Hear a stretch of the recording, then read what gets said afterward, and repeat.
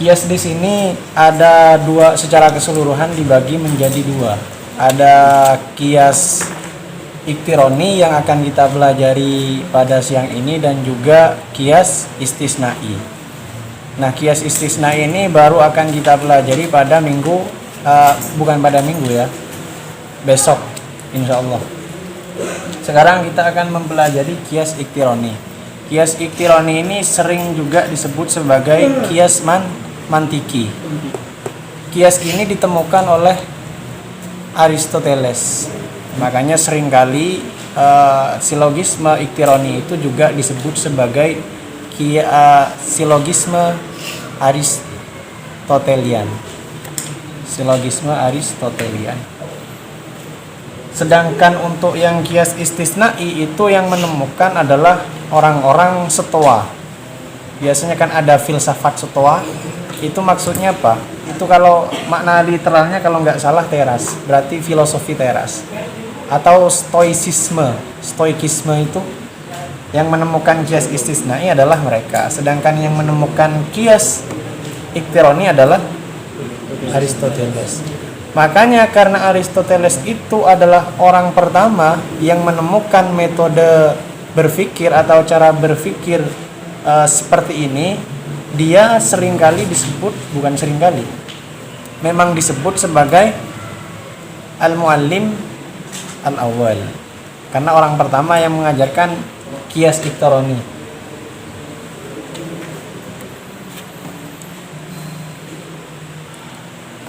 Bismillahirrahmanirrahim, saya mulai. Formulasinya di sini ada PM. PM itu bukan yang dimaksud PM dengan apa itu ya? WA dan lain sebagainya, itu bukan. PM itu singkatan atau akronim. Kepanjangannya saya buat seperti ini dulu. PM itu premis mayor. Premis mayor.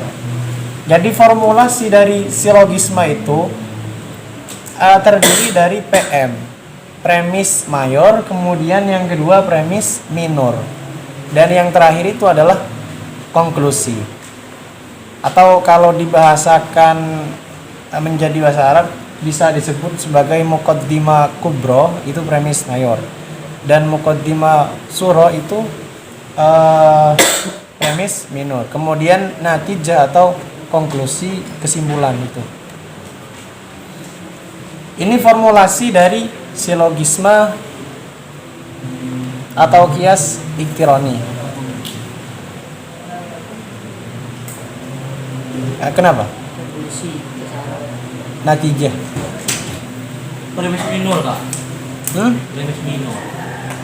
Premis minor itu muqaddimah suro, muqaddimah sawil, itu jadi premis yang lebih kecil lah. Enggak tahu kalau dikuantitaskan. Yang kong mbak. Kong. Apa? Konklusi. Conclusion atau natijah, kesimpulan itu. Ingat formulasi dari kias iktironi ini ada apa saja? PM.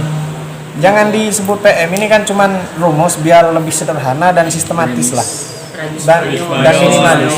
Premis mayor, kemudian premis minor, dan yang terakhir konklusi. Bahan dasarnya apa? PM. Bahan dasarnya adalah qadiyah hamliyah kemarin, atau proposisi kategoris atau proposisi atributif, atau bisa juga disebut sebagai proposisi afirmatif. Nah, itu yang formulasi dari proposisi kategoris apa saja?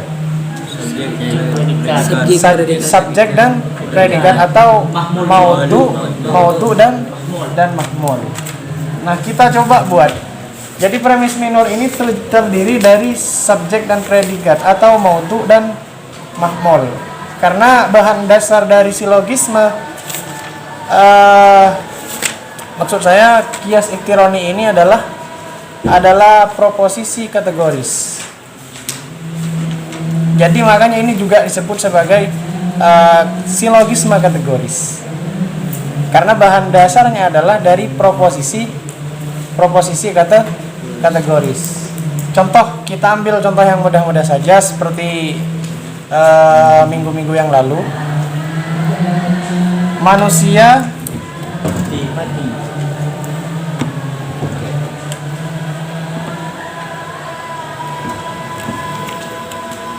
pakai gini misalnya, semua manusia ya. Semua manusia adalah Hewan. atau semua manusia akan mati atau semua manusia adalah hewan. Pilih yang mana? Mati. Hah? Hewan. Semua manusia Hewan mati. Manusia hewan mati. semua manusia akan Mati.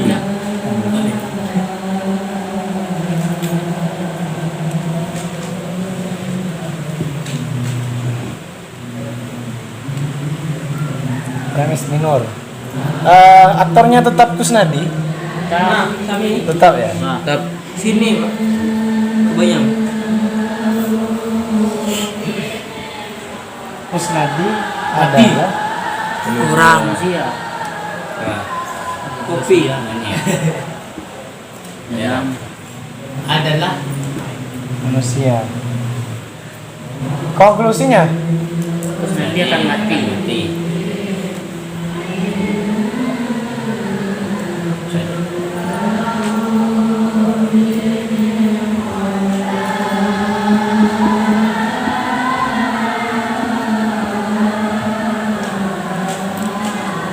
Paham.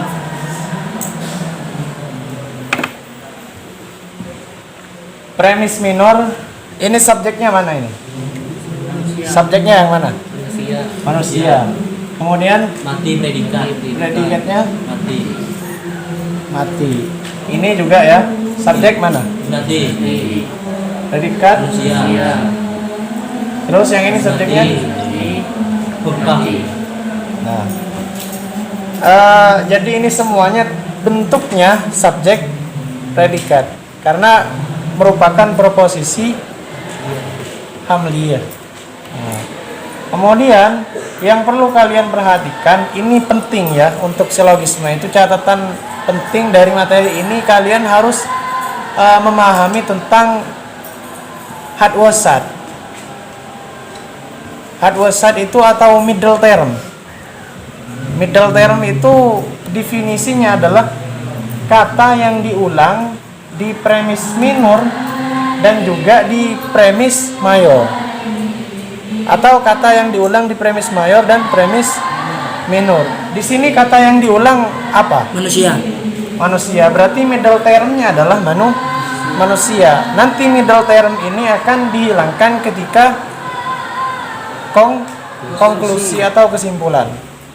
Sekali lagi saya ulangi, middle term itu adalah kata yang diulangi di premis mayor dan premis minor kemudian dihilangkan ketika konklusi. Itu middle term atau had wasat. Dalam contoh ini kita bisa tebak manusia. Manusia itu adalah middle term. Makanya ketika nyampe di sini akan dihilangkan. Semua manusia akan mati. Kusnadi adalah manusia. Nah, ini diulangkan. Kemudian di sini sudah dibuang. Kusnadi akan mati. Jadi premis, anggaplah sederhananya gini. Premis minor itu yang menjadi subjek di konklusi, sedangkan premis mayor itu yang menjadi predikat di konklusi. Paham sampai di sini? Ya. Paham sampai? Paham. Hah? Bisa mbak. Kok masih bingung kan? Lihat aja. Kemudian dari situ, dari apa ini? Dari sini nanti ada bentuk-bentuknya. Ada bentuk pertama, ada bentuk kedua. Bentuk itu dalam kata lain itu sakal. Ada asaklul awal, ada asaklul sani, dan sakal salis, dan seterusnya. Atau bentuk. Nah, Ini rumusnya. Bentuk pertama ini. Bentuk kedua, bentuk ketiga, bentuk keempat. Rumusnya. Nah, ini nanti kalian cara membedakan yang mana rumus pertama, bentuk kedua, bentuk ketiga, dan juga bentuk keempat. Itu caranya dengan melihat middle term atau hard wasatnya itu. Kalau di bentuk pertama, silogisma bentuk pertama itu subjek ada di mana? Manusia. Bukan. Middle termnya ada di mana saja? Pada premis mayor ada di mana? Manusia. Iya, ada di subjek. Kemudian pada premis mayornya predikat. Nah, itu rumus pertama. Berarti ini sudah contoh yang benar ya. Artinya ini bisa menjadi contoh untuk bentuk pertama. Kemudian bentuk yang kedua. Bentuk yang kedua itu middle termnya ada di predikat semua.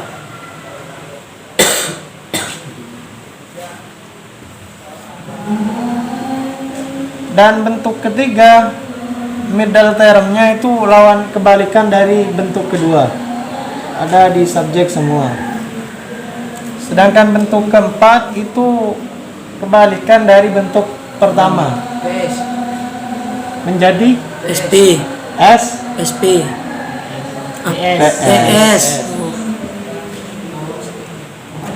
Ini rumusnya. Yang akan kita pelajari pada siang ini cuma dua saja, bentuk pertama dan bentuk kedua. Bentuk ketiga karena ini yang jarang, yang sering masuk, dan untuk bentuk ketiga keempat itu jarang masuk. Nah, kalau kalian maksa belajar sendiri. Itu. Ini bisa ditulis. Ini ya.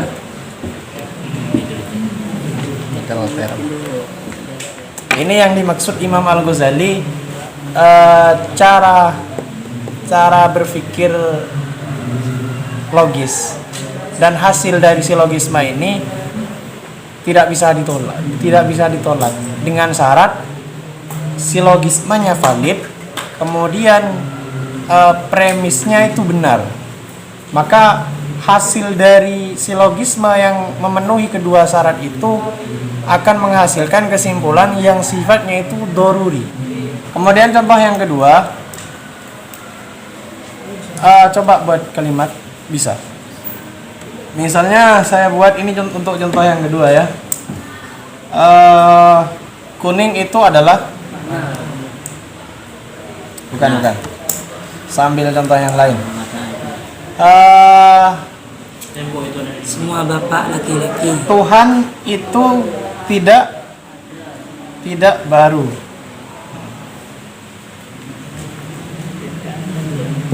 Dharma bah tidak Tuhan.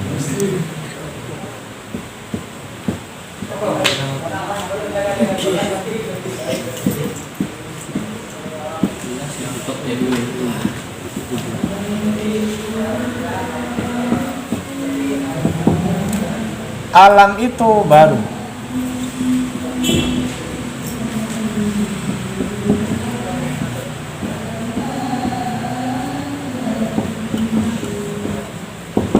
Konklusinya apa? Tuhan adalah alam. Tuhan kita adalah Bisa disimpulkan alam bukan Tuhan. Alam baru. Alam bukan Tuhan. alam bukan Tuhan. Kenapa kok yang dijadikan subjek itu alam dan Tuhan jadi predikat? Promes. Promes. Middle term. Aduh. Middle term. Karena yang menjadi predikat itu sudah menjadi syarat ya. Yang menjadi predikat pada konklusi itu harus dari premis minor. Sedangkan untuk premis mayor itu jadi predikat. Jadi middle termnya itu di mana? Middle termnya baru. Jadi dalam contoh ini Tuhan itu tidak baru, Alam itu baru, yang menjadi middle term adalah kata baru. Dan kata baru itu harus dibuang pada konklusi atau conclusion. Menjadi alam itu bukan Kalau Tuhan itu bukan alam. bukan Tuhan. Jadi gak usah terlalu tekstual ya. Alam itu tidak Tuhan. Misalnya gitu. Intinya cari kalimat yang lebih enak lah untuk didengar itu. Jangan terlalu konteks. Maksud saya tekstual. Jadi bukan seperti Tuhan itu bukan alam. Karena Tuhan ini menjadi subjek di premis mayor. Premis mayor itu harus jadi predikat. Sampai di sini paham? Paham? Nah, kalau kemudian dari bentuk-bentuk ini atau dari silogisma ini, mulai dari bentuk pertama sampai bentuk kedua itu memiliki syarat yang harus dipenuhi. Dan jika tidak dipenuhi syaratnya, maka bisa jadi silogisme yang dihasilkan itu tidak valid atau salah. Coba contohnya seperti ini. Dalam kasus yang ini misalnya, misalnya saya tanya, kuning adalah warna, biru adalah warna. Kesimpulannya? Biru kan kuning. Hah? Biru adalah kuning. Biru adalah Kuning. kuning. Benar atau Nah, salah? ada enggak? Kuning adalah warna, biru adalah warna. Biru Terus adalah kuning. konklusinya biru adalah kuning. Benar. Benar. Biru adalah kuning. Benar. Ini kan nggak logis, nggak sesuai. Biru koma kuning. Masa ada biru adalah kuning? Biru dan kuning. Kuning adalah warna. Padahal tadi itu kan sudah benar kan? Artinya sudah sesuai dengan ini. Misalnya menjadikan apa itu? Premis minor sebagai subjek dan premis mayor sebagai predikat. Tetapi kok kesimpulannya bisa salah? Kuning adalah biru misalnya. Biru dan kuning adalah warna. Sebut boleh sebenarnya. Warna disebut lagi. Berarti gimana? Biru dan kuning. Karena contoh tadi itu salah. Memang contohnya yang salah. Misalnya saya coba perhatikan lagi. Biru adalah warna, kuning adalah warna. Pada dua proposisi ini sama-sama positif semua. Dan syarat dari sakel kedua atau bentuk kedua ini salah satu antara premis mayor dan premis minor itu harus ada yang negatif. Jadi kalau tidak ada yang negatif salah satunya itu akan repot meskipun silogismenya valid kayak tadi. Nah itu. Maksiat tasum. Yang di atas ini kan bentuk pertama, belum saya sebutkan syaratnya. Syarat yang bentuk pertama ini tidak sama dengan syarat bentuk kedua. Pada bentuk pertama itu syaratnya cukup pada premis mayor dan premis minor. Nah itu harus ada universal. Ada proposisi yang universal. Misalnya ini kan sudah ada. Pada semua manusia itu proposisi apa? Universal. Universal. Jadi kalau tidak ada proposisi universalnya, bisa dipastikan silogismanya akan salah. Tidak valid. Bisa difahami?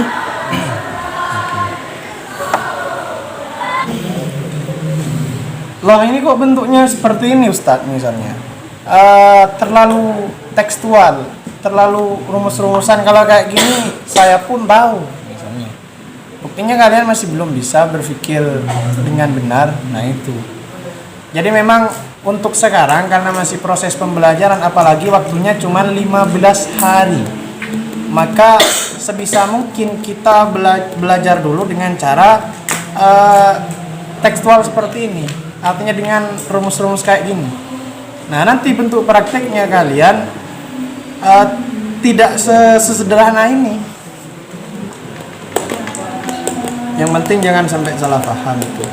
Pastikan Ingat, benar tidaknya konklusi itu ditentukan dua faktor.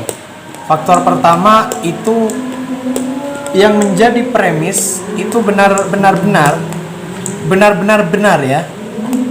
Artinya misalnya Kusnadi itu ganteng. Nah, itu kan premis perlu dipertanyakan kan? Perlu diuji juga. Tak sohe. Nah, itu biasanya meskipun dimasukkan ke dalam silogisme, meskipun silogismenya valid, tunggu dulu premis yang dijadikan dasar itu benar atau tidak. Itu yang pertama. Kemudian faktor yang kedua itu silogisme. Kalian dalam menyusun silogismenya itu valid, benar atau tidak. Kalau tidak valid, nah itu bisa menghasilkan kesimpulan yang salah, atau dengan kata lain fallacy atau mualatot. Misalnya seperti yang tadi itu, kuning adalah warna, biru adalah warna. Kesimpulannya berarti adalah kuning adalah biru. Nah itu kan salah. Berarti falasi. Karena silogismenya tidak sesuai dengan ketentuan dan syarat yang ada di bentuk kedua misalnya.